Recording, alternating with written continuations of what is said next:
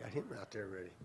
Welcome to the Alan and Aaron Sports Talk Podcast. Tonight, we are delighted here to be at Spurrier's Gridiron Grille in Gainesville, Florida, for a phenomenal evening with the man himself, the legend, Coach Steve Spurrier.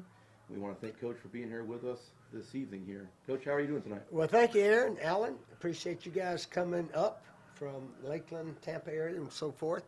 And yeah, I've had a little bit of head, chest cold, this, that, and the other, but I think I'm getting better, so I should be all right in a few days. Yeah. Hopefully you do better, and I know pollen season is always tough for everyone, so. Yeah, that, and I traveled, my wife and I went to Arizona last week. There was a sort of UF alumni thing, and the Grand Canyon, and Sedona, the Red Hills, and so forth up there. And it was snowing up in Flagstaff. I mean, it's snowing on the ground, so change of weather and all that kind of stuff. Probably knocked me for a little bit of a loop, but I'm coming back. Not used to that here in Florida for sure. No, we're pretty consistent weather-wise here. Yeah, so, well, thank you for joining us here tonight. Our show, of course, is sponsored by Chef G's Florida Barbecue Sauce, so delicious and addicting. You may need a support group, and tonight we got a lot of questions, a lot of things to talk about. Coach Spurrier, you've had a long 50-plus year career in football in the college ranks, the pro ranks. Coached in the USFL, coached at the AAF, I believe is what it was. That was the Alliance American Football. Yeah, that was the last team I coached. Last team you coached there in Orlando Apollos. Yeah, we were declared league champs when it folded up. Yeah. We were 7-1, and the next best teams were 5-3. So FanDuel, the online betting site out of Vegas, said you guys are the champs because you could bet on who would win it, before the seasons.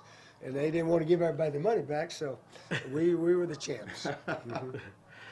So yeah, we'll talk about first and foremost this wonderful place. What came behind the passion of Spurrier's Gridiron Grille? I tell you, about 3 years ago, my daughter Amy said, "Dad, you got all of these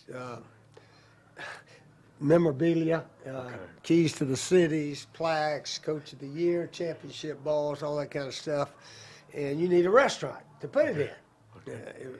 So Freddie Weeby, who is an entrepreneur-type guy here in town, I told him about it, and he said, well, let's look into it. And this place right here was supposed to be a restaurant by, I think, some country music guys, and they sort of backed out and didn't come through. So it was, and we had to redo it, though.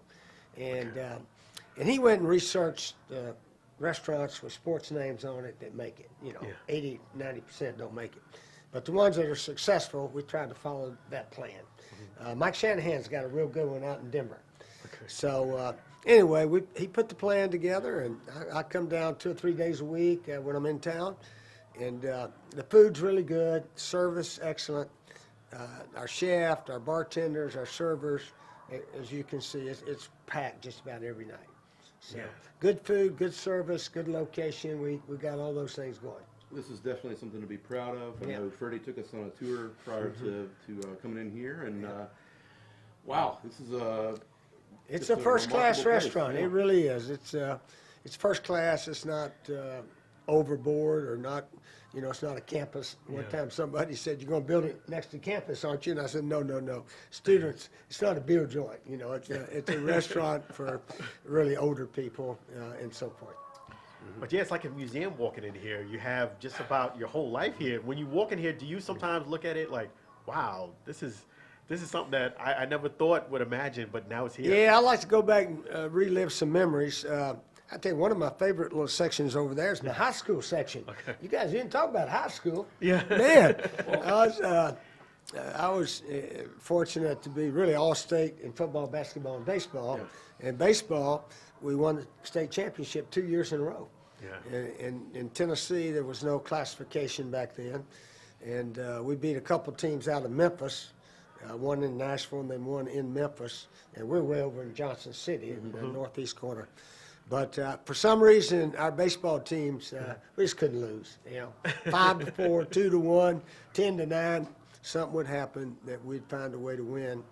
And the other sports now, basketball, we'd lose a 1 or 2 pointer here, there, and the other. And football, we lost back-to-back 20-19 games. So baseball happened to be the sport that we seemed to peak. Yeah, and that's one of the things that are here is your no-hitters. that's remarkable that you started up with baseball. People don't know that. Yeah, no hitters, I guess, are fun, but winning the ball that won the state championship or the region and those things are really bigger to me than like an individual no hitter. Yeah. What was it about football? Obviously, you did well in the other sports too, but what was it about football that you stuck with football? Yeah, I had my buddies when I was, 12, 13, 14, they said, Steve, you'll quit football when you get to high school because you're no good in anything. And I said, well, I'm a punter. I was a punter and kicker. So that may be why I stayed out. And then I got a little bit taller and maybe a little bit quicker. And we started throwing the ball a little bit my junior year. And all of a sudden I became a quarterback. And anyway, so I started getting a lot of offers in football, and I didn't visit Florida until the end of March. I waited till basketball season was over, and it was about 72 degrees down here and about 32 in Johnson City. And but this was the right place. Yeah, Coach Graves. I'm very thankful. Coach Graves came up there and recruited me and got me to come to Florida. Speaking about recruitment here, a lot of people don't realize that, but if you get recruited here, you get a special championship room here, which is one of the coolest things in this place. Talk about that. Championship room? Yeah. Here at the restaurant, yeah. Oh, okay. Yeah, that's all the sports teams, just about all of them at Florida, they bring their recruits in, and upstairs advisors, we've got a individual room, and we've got them really all over the place here. So it's been neat that our sports teams have used this as their recruiting restaurant. Yeah. Very, very nice. So, Yep. so obviously you go back and look when you're playing in high school, getting recruited here at Florida and some other places. What quarterbacks did you look up to back in the 60s that were, this is the guy I want to be like or model myself after? Who influenced you the most there? Oh, I don't think anybody particularly. I probably was more watching basketball and baseball than football.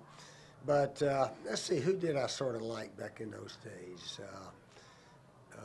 Bart Starr was the Green Bay Packers. They were beating everybody back in those days.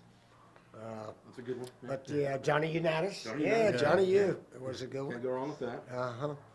But I don't know. The game has changed a lot to where the quarterback is more important now than it was 50 years ago. Yeah, and speaking of quarterback play, you're absolutely right. That's one of the key things now in almost every level of football.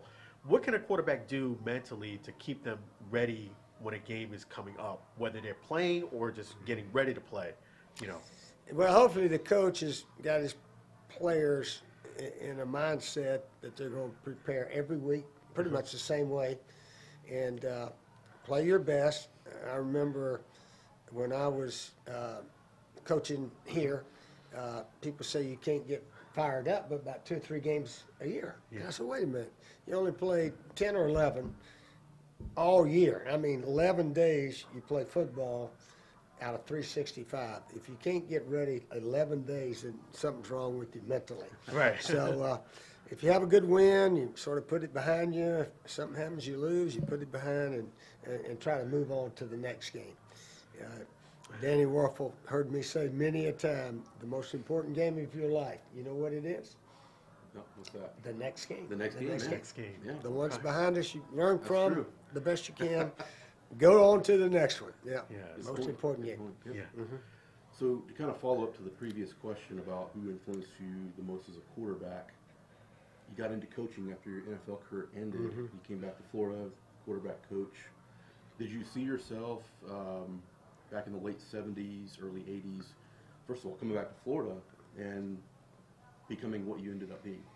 No, I didn't really have a lot of plans. I wasn't the most ambitious dude in the world. But I was lucky to get 10 years in the NFL, mostly as a backup quarterback. And then I had to get a job, get cut. And Doug Dickey gave me a chance to coach here at Florida, coach quarterbacks. And we all got fired. And then Pepper Rogers gave me a chance at Georgia Tech. And then we all got fired there. And Red Wilson at Duke gave me opportunity to be the offensive coordinator, my 3rd year in coaching.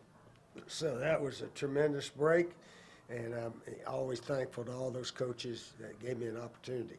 So at Duke, I was able to, put in the offense, put in the plays, put in the numbering system, and go from there.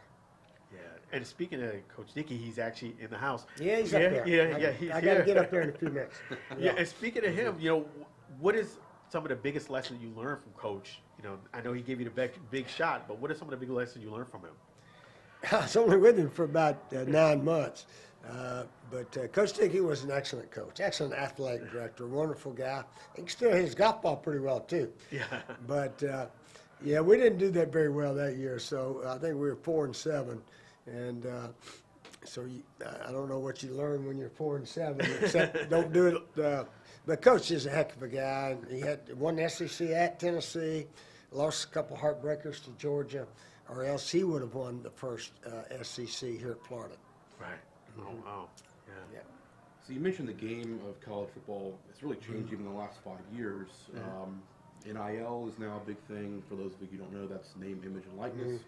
The transfer portal, I mean, that's just a remarkable thing that's happened there. How would that have impacted you here at Florida back in the 90s? Would that have been a positive or a negative, or maybe you're not really sure? Well, if that come in back then, we would try to do about what everybody else is doing, I guess. These are the rules. Here's how you got to work with it, and go from there. I don't think it's a good way of doing business that you give money to guys before they've done anything. Of course, they give head coaches a whole bunch of money. They haven't done anything too. So maybe what's the difference? Yeah, maybe what's the difference? But I always sort of thought that football players and basketball, the sports that earn a lot of money for their school, they should be paid a little bit more. And then the women athletes should be paid too if their sport is productive, which a lot of them are. So anyway, you just learn to live with it. Do the best you can and work the system and try to move on. Move along with the rules. Yeah, that's all you can do. Yeah. And one of the players that you got a chance to coach, that I get a chance to see on a somewhat regular basis, is Shane Matthews. Talk about Shane Matthews as you working with him. What have you learned from Shane himself? Well, Shane, when we got here in '90, he was about the 5th team quarterback, and all of a sudden he started getting some snaps, and a couple of quarterbacks actually sprained some ankles or something, so he started getting more and more. And then the spring game we had in Jacksonville, because we took the AstroTurf out of the swamp and putting grass in. And he had an excellent game. I think it was 8 of 11, 3 touchdown passes, and this, that, and the other. So, but anyway, I told him through the summer, you guys can compete for it, and we'll name a starter before the season. So, of course, I'm always one of those guys that believes in pumping guys up. And I told Shane, he'd been here 2 years and never played. And I told him, I said, I got a feeling you can be the SEC Player of the Year this year. He looked up and said, okay. And that's what he was, SEC Player of the Year, his first year playing. But he had good guys around him. We had a good system, but he could make decisions, And he was an excellent passer. So we win the SEC. He's the SEC Player of the Year. I'd say he had a pretty good season. I'd say so too. So 95, you have a great season. You go play Nebraska. Doesn't work out. Following year, we'll skip 95. Following year, you go play Florida State at the end of the year. Tough loss. Some things fall in place for Florida with, I believe was it Arizona? Arizona State that ended up winning. I forget. You have the rematch against Florida State. One of the most phenomenal college games that I've ever personally watched. And you tear them apart. So you go from kind of being on top to being on bottom and then being on top the next year. What was that feeling like to win a national title? Well, we were very fortunate in '96 that we lost up there at FSU, and then a whole bunch of things started happening that put us in position to have the rematch. I mean, we had to have Ohio State lose to Michigan, and then we had to have, Texas beat Nebraska in the first Big 12 game. So that happened. Yeah. And then, Arizona State had to lose to Ohio State in the Rose Bowl. We had to beat, all we had to do is beat Alabama, and we're going to get a rematch with FSU for the national championship. So it all worked out. Yeah, we're certainly blessed for all those things to happen. And you can see that, but we were really ready to play those guys again. We really were. They sort of hit Danny Warfel late 34 times. And, I mean, it was sad. They don't play like that anymore. So some people think I dislike it. I don't dislike FSU. I think they got a good coach up there, Mike Norvell. And their guys play hard and clean, just like everybody else. Yeah, and to that point, you know, when a coach is struggling and let's say their team is not winning, what advice can you give to them to kind of pick them up, or the players to like, okay, guys, we still got a lot to play for? Well, I'm not big on advice. You got to ask somebody else about that. But yeah, the Gators were struggling a bit the last couple of years, and somebody asked me, he said, "Coach, what do you tell your team when you're struggling like that?" And I said, well, we never struggled like that here in Florida. Now at Duke, my first year at Duke, we lost a couple of heartbreakers. And I mean, 23-22, 47-45. And we still had a 5-6 record. But that team could have been 8-3 just as easily as our other teams. But anyway, you just got to try to regroup. You know, you got to, I mean, it hurts, but you get ready. If you have to make a change, personnel here, there, the other, make some changes, try something new, but just keep the guys' spirits up. Yep. Yeah. So 12 years here at Florida. You stepped down right after the bowl game in 2002. Yep. You go to the Washington Redskins. NFL versus college football. What's the? Oh, it's still football. Football. I went to the wrong team. I went to the wrong team. Okay. I went to the team that offered the most money, and that usually doesn't work out. But anyway, after a couple of years, I knew that wasn't going to work, and I got a chance to go to South Carolina, and we own about all the records associated with winning there. So that was a good 10 years. Very good 10 years for sure. And pretty good. You're the only coach in college football history to have the all-time wins record at 2 schools, which is remarkable. Obviously, you've coached at the college level, you've coached at the NFL level, USFL, and then, of course, as we talked about earlier, with the Orlando Apollos. Yep, the Apollos So had a good team. The only thing you missed out, I guess, is the XFL at this point. You know. No, I've had enough. Hanging around the restaurant here and the things we do around Gainesville and travel a bit. So, I got plenty to do right now. Yeah. Play a lot of golf, I hear now. A little bit. I don't play as well as I once did. It's hard to make yourself go play some days. But I got to get back into it here next week. But you know what? You actually hit a hole-in-one in the Masters. Talk about that. Well, it's on the par 3 course. Par 3, but hey, a hole-in-one is still a hole-in-one. Well, I got 6 hole-in-ones now. Okay, so awesome. that was just one of them. That was not my favorite one, but it was a little 9-iron on a. 8-iron on the 7th hole at the par 3 course at Augusta. So I had that one. But my favorite one, well, I think it's my favorite one. When I was hired here at Florida, a lot of people said they shouldn't hire that dang Spurrier. He'd be out playing golf. He won't work hard. He's never bragged about how hard he works. So sure enough, we're here in February. Signing day was February the 10th. And on February the 3rd, it was a beautiful sunny day, about 74, 5, something like that. So I called out to Gainesville Country Club. I said, you guys got room for me and 3 coaches? Yeah, come on out, coach. So we go out there. This is a week before signing day. Okay. We'd done all of our recruiting, and we're sort of finished up. Instead of sitting in the office, act like we're working, we go out there. That's a week before signing day. You know, coaches, they brag about how hard they work and all that. So the 11th hole, I got 3 of my assistants. 11th hole, I hit a 4-iron from about 180, and it hit the bottom of the pin and made a rattle, boing, and it stuck though. It stuck in, and I said, "Oh Lordy, now we better not tell everybody that I had a hole-in-one a week before National Signing Day." But I said, years from now, this will be a good funny story. Yeah. So anyway, it was. There was a hole-in-one a week before National Signing Day. Couldn't have gotten away with that in today's day. It would have been on all the social media sites within 10 minutes. So. Yeah. We kept it quiet. We kept it quiet for about a year or so, Nice. and then it wasn't a big deal. And now you've got two sons that are coaching. Talk about them. Yeah, Steve Jr. Is the offensive coordinator out at University of Tulsa, and he's finally getting an opportunity to call the plays and run the show a little bit out there. And my youngest boy Scotty works with Bobby Stoops in that XFL. They're with the Arlington Renegades, and they're 2-2 right now. And they need to, if they're going to get in that playoffs, they need to start winning. They need a winning streak to start this week. Speaking of that was a great point. Shane Matthews, the Orlando Guardians are 0-4, and I guess the team is struggling to stay positive.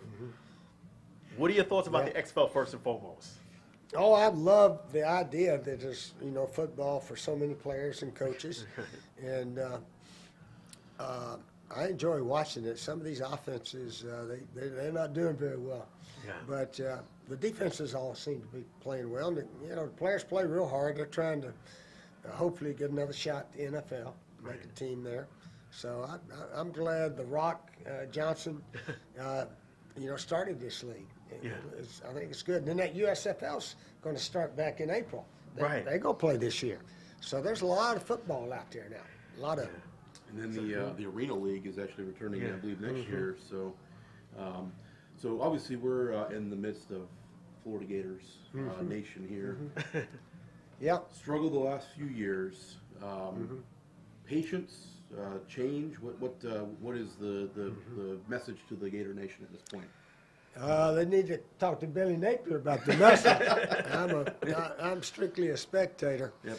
But I don't know. We beat Utah that first game. We looked so good some games, and then we go up and let Vanderbilt beat us and so forth. But anyway, hopefully Billy can get it going. Hopefully can get the guys playing more as a team and all that kind of stuff. So it'll be interesting. This is year we're not going to be picked very high. Yeah, but maybe we can make some noise. Maybe surprise some people. That's all we maybe to do. So So. And it seemed like you love offense. Moving that ball. Is that what you, as a head coach, put your priority to? Is the offensive side of the ball? Yeah, I was an offensive coordinator, head coach, and there's a few of them out there like that now. But these head coaches now have so much to do with the transfer portal and all kind of NILs. I mean, it's. They don't have time to hang with the quarterback all day. Yeah. If you watched us practice back in the 90s, I was with the quarterback all day. I mean, all day. I was like an assistant coach. There wasn't the head guy standing over there doing like this. So I was the quarterback coach, offensive coordinator, and I ran around with them all day. And we threw the ball all day at those guys. And if you're going to be good, you got to have repetition. So our guys threw it and caught it very well. They did. He had some great quarterbacks in the 12 years. Well, and receivers. Yeah, and receivers too. And receivers. Man, we had so many great ones. What was it that made Danny Warfel so accurate, so good as a quarterback? Well, Danny's a winner to start with. His high school team won the state championship in the highest level here. They beat St. Thomas Aquinas up here in the swamp. And he throws a very catchable pass. He's very smart. He's tough. He can run with it a little bit here, there, and the other. And he's a tremendous leader. A lot like Tim Tebow. Tebow's a tremendous leader. And Tebow's a lot better passer than he gets credit for. But and he can certainly run also. Yeah. But it takes more than just skills to be a great quarterback. It takes a lot more intangibles. Talk about that. What you well, leadership skills. Yeah. Leadership skills are extremely important. Really for all the guys that are starters and all the older guys. And that's what we try to do here. The older guys would show the example, set the example for the younger guys. And then when they got there, they set the example for the guys below them, and away we went. So that's what we tried to do. And fortunately, the first year here, we had a hell of a team with the defense and the offense. I inherited. I told everybody a bunch of really good players. They didn't. Nobody had told them how good we were until I did. And so anyway, but we did. We had an excellent team. So they won it the first year, which made it a lot easier to keep doing it year after year. And even the years we didn't win it, we almost did. You know, Yeah. we were up there competing for the SEC every year. Yeah. All right, man. Yeah, so- I'm gonna have to get out of here. No, All like right. I said, you Yeah. got So much. Coach Dickey waiting for you. Yeah, I'm not Appreciate gotta go you. see my guys. Yeah. All right, Appreciate all right, Aaron and Alan. Good Yeah. being with you guys. Appreciate you Appreciate being you. on. All right. Appreciate you being on. All right, good being deal. on. All right. That's awesome. Hi, Steve Spurrier here. You know, making a reservation at my restaurant is easier than a Saturday afternoon homecoming game against Vandy. You don't have to call or email. Just go to spurriers.com, hit the reservation button, pick a date, a number of guests, and a time. It's so simple, I can do it. In fact, I just did. Maybe I'll see you tonight.